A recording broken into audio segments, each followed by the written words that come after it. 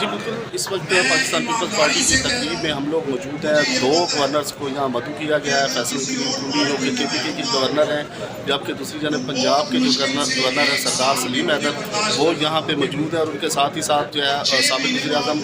راجہ پرویز اشرف جو ہیں وہ یہاں پہنچے ہیں۔ ان کے ساتھ ساتھ شہلا رضا جو ہے وہ یہاں پہنچی ہیں، اور انہوں نے باقاعدہ طور پر خطاب کیا ہے۔ دونوں گورنرز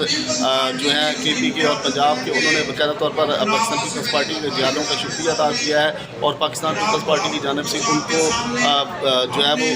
گورنرز بنانے پر جو ہے ان کا شکریہ ادا کیا ہے۔ اور ان کے ساتھ ہی ساتھ راجہ پرویز اشرف جو سابق وزیر اعظم ہیں، انہوں نے بھی خطاب کیا ہے، اور دونوں گورنرز نے بھی خطاب کیا ہے۔ ان کے ساتھ ساتھ شہلا رضا نے بھی جو ہے وہ خطاب کیا ہے، اور باقاعدہ طور پر انہوں نے پاکستان پیپلز پارٹی کے ویژن کو لے کے آگے بڑھنے کی جو ہے وہ بات کی، اور اس کے ساتھ ساتھ بلاول بھٹو زرداری، محترمہ بینظیر بھٹو سمیت جو ہے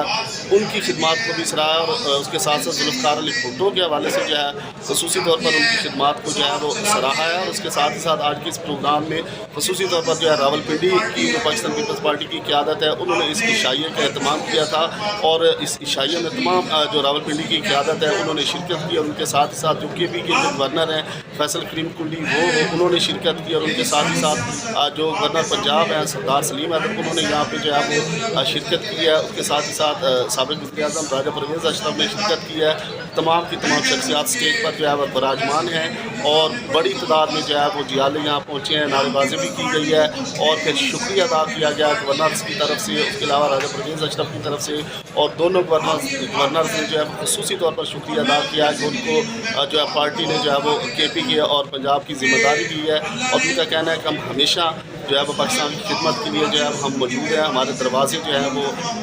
دونوں صوبوں کے جو ہے وہ عوام کے لیے کھلے ہیں، اور خاص کر KPK اور پنجاب کی جو گورنر ہیں انہوں نے کہا کہ ہمارے جو دروازے ہیں وہ جیالوں کے لیے کھلے ہیں، جب بھی وہ آئیں ہم سے ملاقات کریں۔ اس کے ساتھ ساتھ عوام کے لیے بھی جو ہمارے دروازے کھلے ہیں، اور ہم ملک کی خدمت کے لیے ہر وقت تیار ہیں۔